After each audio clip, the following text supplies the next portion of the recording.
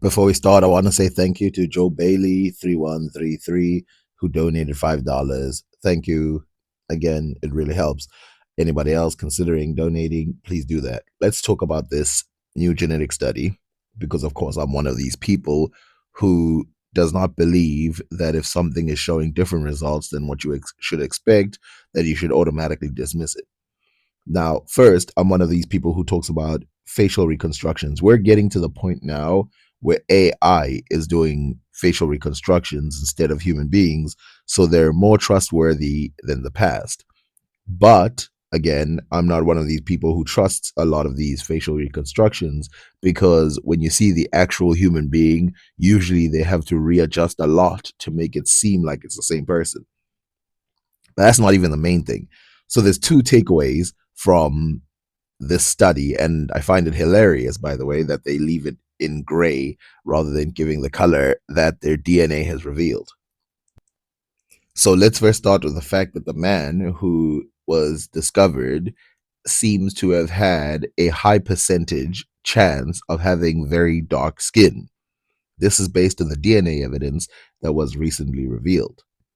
This proves that people who are living in Samaria either could have variations of pale skin and dark skin, which would make sense if we go and compare some of the people who are living in other parts of places. So, people who came from Mesopotamia and those areas and went to different locations who were alleged to be dark skinned.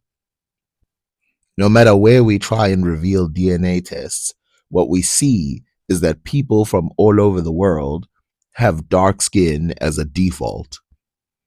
The dark skin that I'm talking about is not some version of pale skin, but instead it is black. As the test revealed, the range that is shown by the DNA is that the person's skin must have been extremely dark to completely black. Of course, we can easily read this, although acknowledging known limitations in predicting phenotype traits in understanded populations. The Nuarat individual is predicted to have brown eyes, brown hair, and skin pigmentation ranging from dark to black skin, with a lower probability of intermediate skin color. So, in other words, it's not saying that the it has a low chance of having white skin. It has a low chance of having in the middle skin. It's probably fairly dark. The individual is genetically male. One of the results of the DNA showed that they belong to E1, B1, B1, 2B, a DNA haplogroup that is thought to have originated in East Africa. If you look at its distribution, it's actually a fair assumption that it came from East Africa because if you look at it, it has spread to Southern Africa around the Swahili coast in a very slight way. It has high concentration in the Horn of Africa and then varying concentrations in North Africa and then very slight concentrations in the Middle East and Europe. Of course, there's a complication because they compare this DNA to modern Middle Easterners and modern North Africans, and they claim that this DNA is closer to them than just about any other group. And even though it is extracted from Mota, which is a African group that was found prior to the movement of Eurasians into Asia, it still leaves a lot of chance to who exactly these people were and of course what they look like. Now, a couple things, of course, like when did the pale skin start entering this region?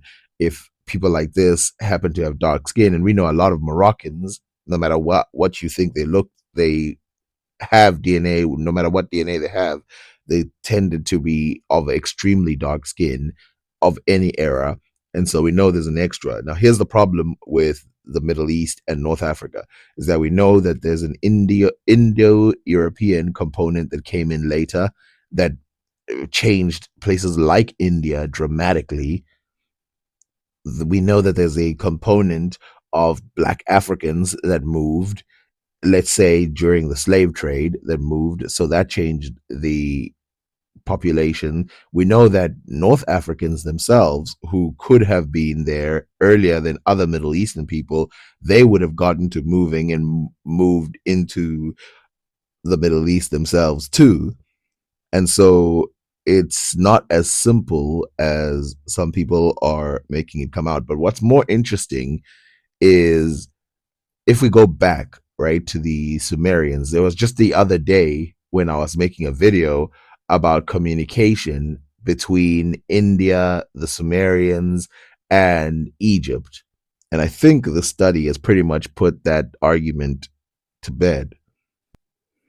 So basically, what happened was that this DNA had about 20% of it coming from Sumeria or the Sumerian like areas. Again, a lot of it is speculation because these could be people from any part of the Middle East, but they are placing it in Sumeria and they're thinking that it's part of the Sumerian civilization, and they're mixing this with other evidence saying that it's clear that Egypt and Sumeria both had information coming in and out of both civilizations, which makes it confusing because the linguists had kind of accepted that these two areas, had created writing separately, but with evidence that there was this level of communication between these two, I must say it, dark skinned civilizations.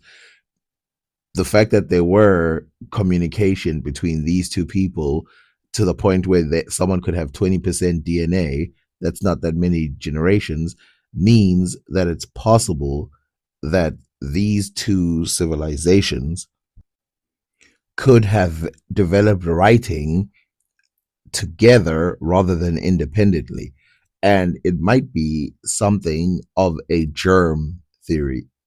So, in other words, the germ of the idea might have been implanted in both civilizations and then they went in different directions. What this could explain, because if you go and look linguistically, the first thing they look at is the rebus principle.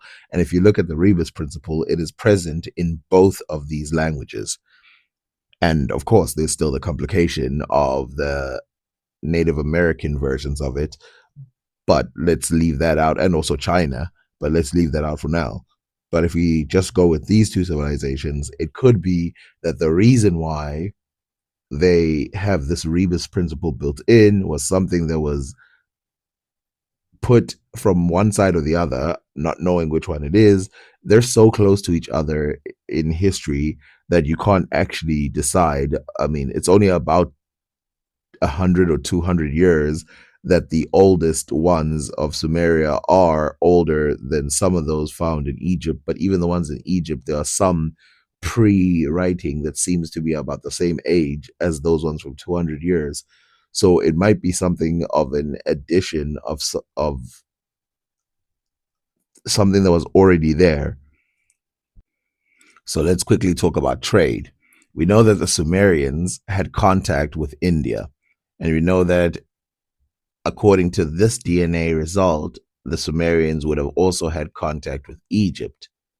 Now, with this revelation, it might be that Egypt, India, and Sumeria had contact with one another in that type of way, which would change a lot of results of what people have said, including myself, about how much access people from India might have had to Egypt, or how much access people from Sumeria might have had to Egypt. Now, of course, we know that Egypt is a package deal. You know, once you take Egypt, you take Nubia. And I've heard some people say that people from Nubia, it's possible that some of them were sent to Sumeria. And based on what I'm seeing here, there is no reason to assume that never happened. So before I watch this video, I want to talk about the fact that we still have the E1B1A DNA of Ramses and Pentawar, the son of Ramses, possibly the son of Ramses. We don't know who that person is, but it seems like it was Pentawar.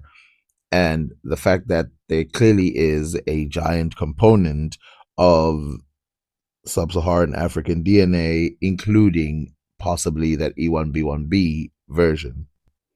Again, this is one person. Their DNA seems to have some African component. The other person in the new DNA study, and they are said to have dark black skin color. Which brings me to my next video, which is the person who said that Khoisan people were not black because of their skin, which means he has to agree that ancient Egyptians were black because of their skin, even if some of them were Middle Eastern in DNA. Because their skin color was literally black, they must be black according to him. This video is to debunk the famous Afrocentric claim about ancient Egypt, although not all Afrocentrics think this way, as there are good genuine Afrocentrics but the wrong racist version who think that everything Africa has to be black. Now, of course, I know what he's talking about when he says the people who say that every single person has to be black who lives in Africa. But again, it's framing it in a false way because most people that they would call Afrocentrists do not belong in the category where they would say, if you're not black, you are not part of Africa. I mean, we know that they are. We've seen people who are part of Africa, even though they're not black, especially the way he frames what black is. And denying the heritage of Egyptians and North Africans just because they are not black. Well, the people who are denying, in your opinion, the heritage of North Africans are North Africans themselves because most of them claim to be Arab, not anything connected to the old people living in the location. In fact, they don't even care about most of that stuff. They're all Berbers inside of Africa, but those people are a small group in North Africa compared to the people who claim to be Arab. And we know there was a influx of Arab people in those regions. I still say this to this day. It doesn't even matter who you think the original Africans were.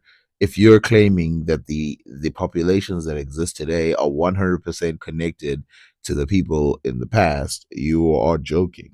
I myself in this channel, I mostly speak about African people in my videos to give awareness about their great heritage, as you can see in my previous videos. And See, this is one extreme versus another. If we know anything about the history of ancient Egypt, is that even people who are kind of extreme and say that Egypt might have had a large amount of Middle Eastern people, they don't deny that there must have been a black component in it. To say that ancient Egyptian history is not part of black African history is complete denial. And it doesn't even, it's not, this is not even if you accept the idea that most of them were black.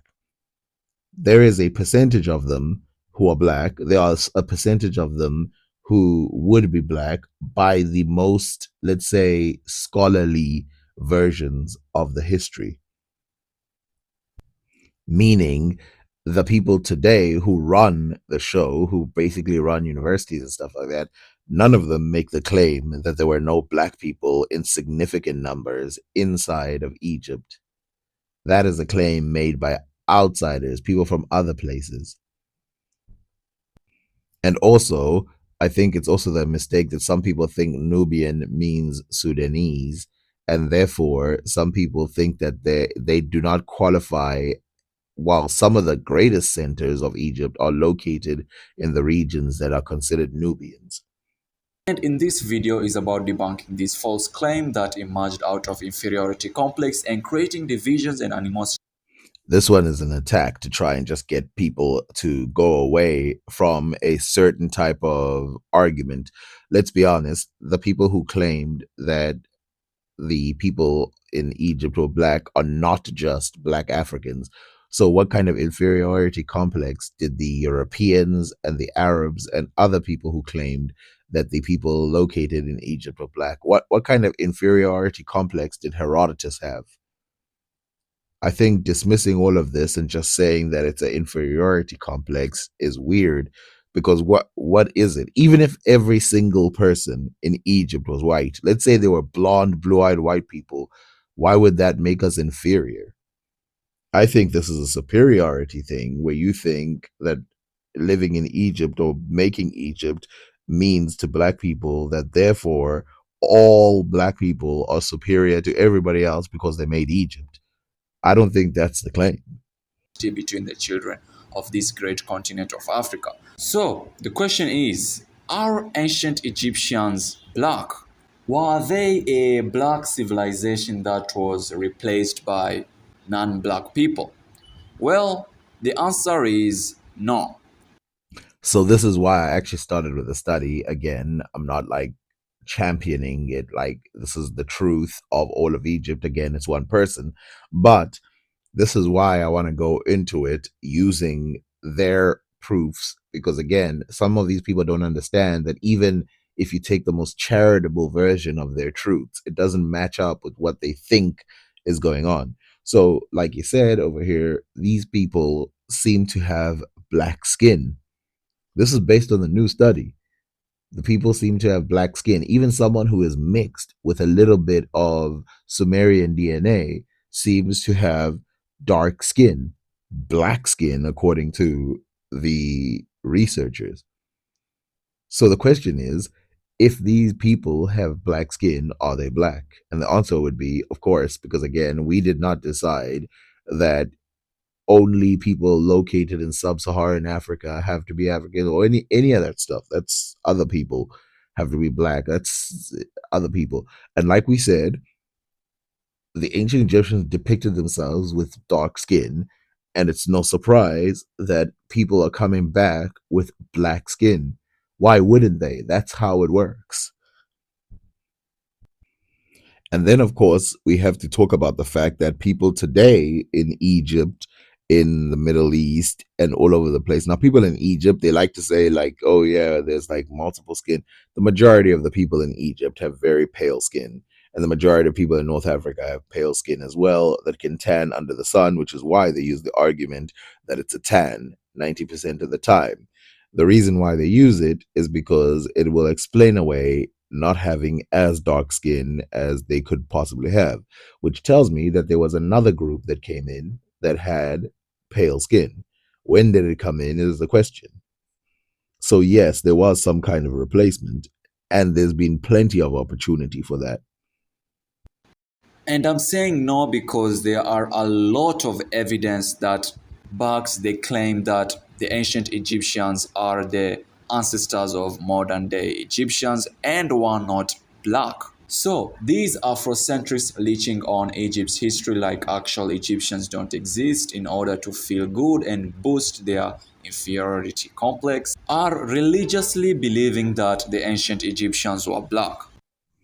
Or it could be something completely different than that, which is people using evidence to try and get to the real answer, which again is starting to seem like it's somewhere closer to the middle. But people are trying to get to the real answer by using real studies and real DNA and real physical evidence and everything to try and get to the real answer. To put it down to black people just have an inferiority complex. I think it's that's a very blanket statement for an entire race of people, especially since there are people who I would include myself in this who are definitely not Afrocentrists in any real sense. You know, just because I think the people of Egypt are black, th- what other overlap do I have with Afrocentrism in real life? And I think that's one of the problems with it is that there's a lot of black people who believe ancient Egypt was black, but they don't subscribe to a lot of other beliefs. And so this blanket term, it's I don't get it. And also, I'm not saying I'm not part of the Afrocentrism. If you go one by one, I just want to say that there's a lot of people who believe it who are not Afrocentrists. In fact, who are white people who don't care about Africa like that. But the truth is, ancient Egyptians were not black Africans or white Europeans or aliens or Arabians. Well, if you eliminate every single other type of human being, then what else do you have left? You must remember that there is nobody making the claim that North Africans are a completely unique race compared to everybody else. They claim that they are the same as Arabians, so some kind of Middle Eastern group. And there are some people who claim that there's a Western European component that came in as well. So you claiming that they're not white or they're not Middle Eastern goes against the theory that some of these people are taking seriously. You saying they're not black as well goes to the same thing. So I again, it this isn't arguing even with the real standard of what people claim about Egypt, even if they're incorrect. Anything but Egyptians, and modern Egyptians are only the descendants of the ancient Egyptians. Okay, so this is Zahi Hawass gibberish. Again, this is like saying West Africans are not black Africans, they're just West Africans, or saying that South Africans are not black Africans, they're just South African. Your nationality does not decide what group you belong to. Egyptian is really a nationality more than it is a group, a racial group. This study, if it's true about the Moroccan connection with Egypt, proves that these people are not isolated as a people. The Sumerian connection, again, if it's true, proves that these people are not an isolated civilization. The African sub Saharan, quote unquote, African component that has come in, or the Nilotic component that has come in with other pharaohs, proves that it's not an isolated civilization. And to say they are themselves with no other added, it doesn't make any sense. And the weird part is that you already know this. You've talked about Natufians and all these other people who came in, which is actually one of the reasons why there is a backtrack component of Black Africans even there. There is no single peer-reviewed paper concluding ancient Egyptians were any different to current Egyptians.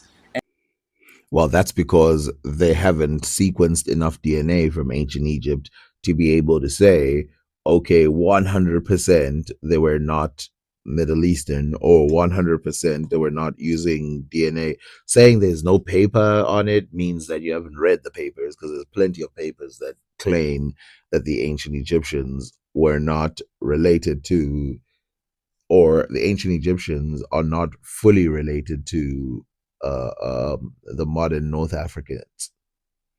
If you don't believe that, then you just don't believe reality. And more importantly, Egyptians never left their homeland.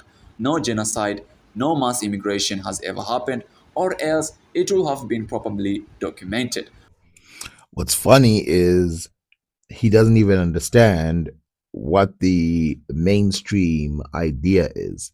The mainstream, let's just start with the mainstream idea and start from the very beginning. So, there is a mainstream idea that people in Egypt come from the Middle East and that they founded the civilization from the Middle East.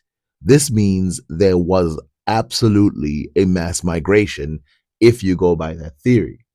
The second one, of course, is that they were a black civilization and then they were replaced. This would still be a mass migration with great replacement.